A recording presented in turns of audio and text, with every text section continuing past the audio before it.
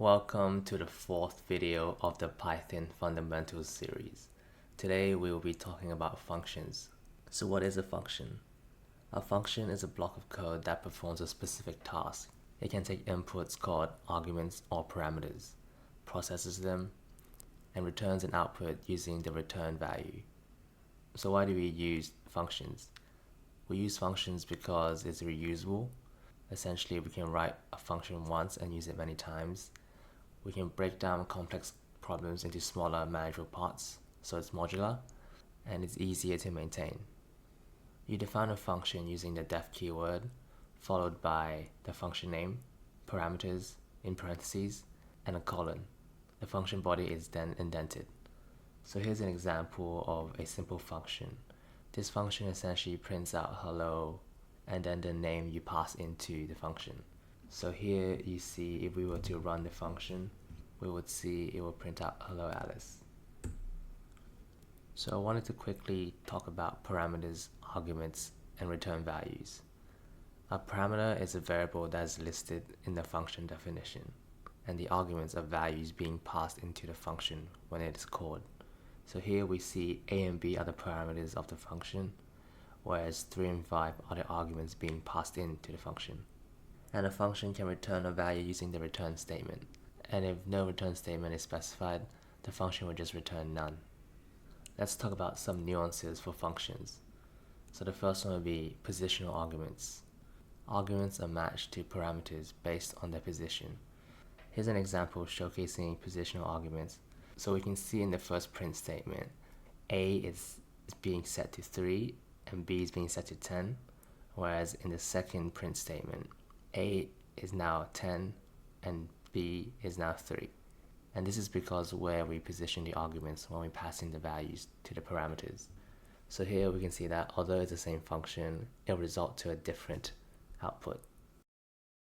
We can also pass in arguments by explicitly naming the parameters. So here we see b equals 3 and a equals 10. And since we've explicitly named the parameters, the arguments wouldn't be positional. So here we see if we print the function, we'll get 7. Moving on to default arguments. So parameters can have default values. We can set a default value within the function definition. So when an argument isn't being passed in to the parameter, the default value will be used. Here you see in the first print statement, we're not passing in any arguments for the parameter, whereas the second function, we're passing in Alice.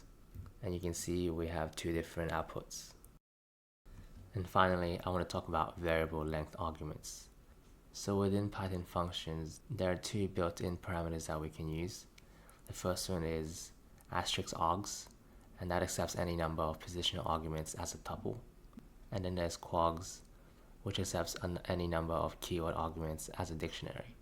So in this function, we're going to print out the args and kwargs of the function. And when we run the function, we can see that all the args that were given, 1, 2, 3, is printed out in the positional arguments, whereas the keyword arguments, name equals Alice and age equals 25, is printed out in the keyword arguments in a dictionary. Next, let's talk about variable scopes. So there's two scopes in functions. There's a local scope and a global scope. For the local scope, variables are defined in the function, whereas for global scopes, variables are defined outside the function. In this example, you can see that x is a global variable, whereas y is a local variable inside the function, my function. So when we print x and y, the function will take the global variable x and the local variable y. And here you see it will print out 15. However, if we were to print out variable y, since it's a local variable within my function, we will get an error. As you can see, y is not defined. This is because y is a local function within my function, so y doesn't exist in the global scope. You can create short one-time use functions called Lambda Functions by using the Lambda keyword.